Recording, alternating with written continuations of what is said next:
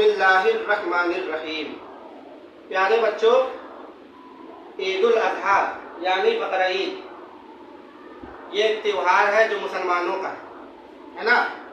اس میں ایک سنت ادا کی جاتی ہے، سنت ابراہیمی، یعنی ابراہیم علیہ السلام کی سنت، جو ہمارے نبی پاک صلی اللہ علیہ وآلہ وسلم کی بھی سنت ہے۔ بقرہ عید میں قربانی کی جاتی ہے۔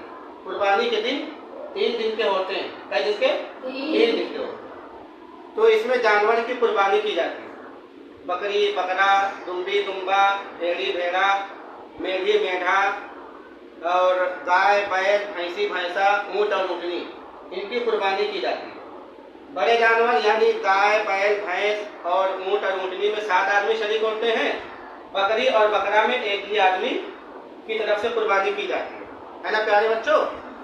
تو گھروں میں تو آج کل جو ہے بکرے کی قربانی کی جاتی ہے، اور جہاں پہ حکومت کی طرف سے انتظام رہتا ہے بڑے جانور کی، وہاں پہ بڑے جانور کی قربانی کی جاتی ہے اور اس میں 7 آدمی شریک ہوتے ہیں۔ تو بتانا آپ لوگوں کو یہ ہے پیارے بچوں کہ جیسے مان لیجیے اگر آپ لوگوں کے گھروں میں بکرا کی قربانی کی جائے، بکرا یعنی خصی ہے نا، تو قربانی کا جو جانور ہوتا ہے اس میں جو گوشت نکلتا ہے نا پیارے بچوں، اس گوشت کا آپ کئی حصہ لگائیں گے؟ 3 حصہ۔ کئی حصہ لگاؤ گے؟ 3 حصہ لگاؤ گے۔ 3 حصہ کس کے لیے؟ جیسے مان لیجیے ایک جانور ذبح کیا ہے، اس میں تقریباً 9 کلو گوشت نکلا ہے۔ کئی کلو؟ 9 کلو گوشت نکلا ہے، تو اس کا حصہ آپ کیسے لگاؤ گے؟ 3 کلو۔ کئی کلو؟ 3 کلو کا 3 حصہ، یعنی 3 پورا آپ لگا دیجئے، اور تینوں کو 3 جگہ تقسیم کرنا ہے۔ کیسے تقسیم کرو گے؟ پہلا حصہ رشتہ داروں میں، عزیز اور اقارب میں۔ عزیز اقارب یعنی جس کے یہاں سے آپ کے یہاں بول چال ہو، جو آپ کا پیارا ہو، جو آپ کا عزیز ہو، رشتہ دار ہو، ہے نا، تو ایسے لوگوں کے لیے ایک پورا لگایا جاتا ہے۔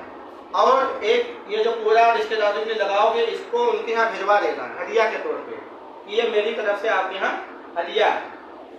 ایک پورا ختم ہو گیا، بچا کیا پورا ہے؟ 2 پورا بچا ہے نا، تو ان میں سے ایک پورا غریبوں کے لیے۔ کس کے لیے ہے؟ غریبوں کے لیے۔ وہ غریب جو آپ کے محلے میں ہے، جن کے یہاں قربانی نہیں ہوئی ہے نا، کچھ عورتیں ہوتی ہیں جو بیوائیں ہوتی ہیں، ان کے شوہر کا انتقال ہو جاتا ہے، یتیم بچے ہوتے ہیں، ان کے ماں باپ کا انتقال ہو جاتا ہے، یا جس کے یہاں قربانی نہیں ہوئی ہے وہ مانگ بھی نہیں سکتے، ہے نا، اپنے ہاتھ کو چھپا کے رکھتے ہیں، کسی کے سامنے ہاتھ پھیلاتے نہیں، تو ایک پورا غریبوں کے لیے۔ 3 پورا تھا نا، ایک پورا رشتہ داروں کے لیے اور دوسرا پورا غریبوں کے لیے۔ اب بچا ہوا ایک پورا، تو وہ ایک پورا کس کے لیے؟ اپنے لیے۔ کس کے لیے؟